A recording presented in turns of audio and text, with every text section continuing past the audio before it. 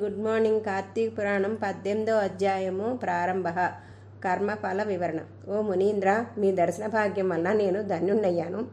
ఆ సందేహాలని తీర్చి జ్ఞానోపదేశం చేయటం వల్ల నేను మీకు శిష్యుణ్ణయ్యాను. సర్వము నాకు మీరే. ఏ పూర్వపుణ్యం వలనో మీ దర్శన భాగ్యం కలిగింది. కాకపోతే మహాపాపాత్ముడైన నేను మొద్దుబారిన మూడువలే ఉండవలసిన వాడినే. ఇదంతా దైవికంగా జరిగిపోయింది. నన్ను శిష్యునిగా చేసుకుని కర్మ ఫలితాన్ని గురించి చెప్పమని వేడుకుంటున్నాను అని ఆ పురుషుడు వినయంగా అంగీరసుని ప్రార్థించాడు. అంగీరసుడు వాని కోరిక మన్నించి కర్మఫలాన్ని వివరించసాగాడు. నాయనా, నీవు అడిగినది అందరికీ ఉపయుక్తమయ్యే విషయము. శ్రద్ధగా విను. జీవుడు అనిత్యమైన దేహాన్ని పొంది తనను తానే మర్చిపోయి ఇంద్రియాలలో ఉంటాడు. శీతోష్ణాది ద్వంద్వాలన్నీ దేహానికే గాని ఆత్మకు ఎన్నడూ లేవు. కాబట్టి సందేహావస్థ పొందినవాడు క్రమంగా మించిన పనులు చేస్తాడు. దానివల్ల జ్ఞానం వస్తుంది. ఆ జ్ఞానం వల్ల ఆత్మజ్ఞానం కలుగుతుంది. సర్వ కర్మలు నీలో ఉంటాయి. దేహి అయినవాడు విధి చొప్పున కర్మలు బాగుగా ఆచరించాలి. స్నానరహితమైన కర్మ ఏనుగు మృంగిన వెలగపండు వంటిది అవుతుంది. కాబట్టి తప్పకుండా చేయాలి. వేకుజామునే స్నానము శ్రేష్టము, వేదహితమైనది. దీన్ని ఆచరించు. సామర్థ్యం లేనివాడు అధమం. కార్తీక మాసంలో సూర్యుడు తులారాశిలో ఉన్నప్పుడు మకర రాశిలో సూర్యుడు ఉండే, మాఘమాసంలో సూర్యుడు మేషరాశిలో ఉండగా వైశాఖ మాసంలో, ఈ 3 మాసాల్లోనైనా ప్రతి దినము ఉదయాన్నే స్నానం చేయటం వల్ల ఉత్తమ గతి ప్రాప్తిస్తుంది. చాతుర్మాస్యాదులేయటం పుణ్య దినాలలో, గ్రహణ దినాలలో, మిగిలిన పుణ్య దినాలలోనూ వేరు కాలాలు చేసిన కర్మ పుణ్యప్రదమవుతుంది. మిగిలిన కాలంలో ప్రాతకాలమందు స్నానము, సంధ్యావందనము, సూర్య నమస్కారము, హోమము, జపము మొదలగునవి చేయటం చాలా అవసరము.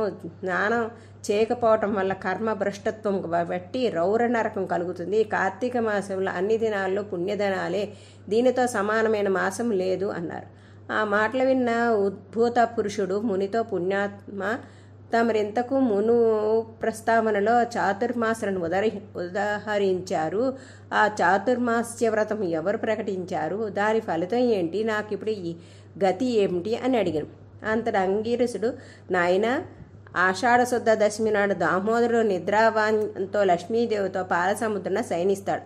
తిరిగి కార్తీక శుద్ధ ద్వాదశి నాడు మేలుకొంటాడు. కాబట్టి ద్వాదశి హరిబోధిని అని పేరు కలిగింది. చాతుర్మాసం అనబడే ఈ 4 నెలలు శ్రీ మహావిష్ణువుకు నిద్రాసుఖాన్నిస్తాయి. కాబట్టి ఆ 4 నెలలను సత్యస్వరూపుడైన శ్రీమన్నారాయణ ఆరాధించేవారు పరమపదం పొందుతారు. ఆ కాలంలో చేసిన పుణ్యకర్మలు సార్థకమవుతాయి. దీనికి ఉదాహరణగా పూర్వం నాకు హరి చెప్పిన కారణం చెప్తాను, శ్రద్ధగా విను. ఒకప్పుడు కృతయుగంలో వైకుంఠంలో విష్ణుమూర్తి కొలువు తీరి ఉండగా నారదుల వారు హరినామ సంకీర్తన గావించుకుంటూ వచ్చి స్వామికి పాదాభివందనం చేశాడు. విష్ణు భగవానుడు చేరునామంతో ఏమీ తెలియని వానివలే అన్ని చోట్ల అందరూ క్షేమమైన అని అడిగాడు. దానికి సమాధానం నారద మహర్షి, ఓ భగవాన్, వేదమార్గాన్ని విడిచిపెట్టిన వాళ్లను చూశాను. కొందరు మునులు మానవులతో కలిసి తమ విద్యుత్ ధర్మాలను మర్చిపోయేవారు. వారికి మోక్షం ఎట్లా కలుగుతుంది?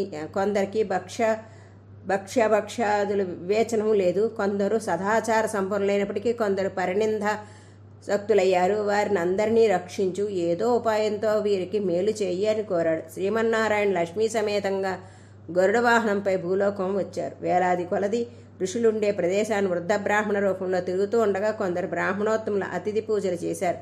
కొందరు చేయరాని పనులు చేయసాగారు. వారిని అందరినీ చూచిన శ్రీ విష్ణువు వాళ్లకు తరుణోపాయం ఆలోచిస్తూ నిజరూపం దర్శించి ఋషి మండపానికి వచ్చారు. సిద్ధులు మొదలైన పురుషులంతా శిష్య, మిత్ర, పుత్ర, కళత్రాదులతో కూడి తమ ఆశ్రమానికి విచ్చేసిన శ్రీ మహావిష్ణువుని దర్శనం వల్ల సంతృప్తి పొంది ఆ పరమాత్మని పాదాలకు నమస్కారం చేసి అనేక విధాల స్తుతించారు. ఇది స్కాంద పురాణార్గత కందలి కార్తీక మహత్యమందలి 18వ అధ్యాయం సంపూర్ణం. ఓం నమ శివాయ. హర హర మహాదేవ. శంభో శంకర.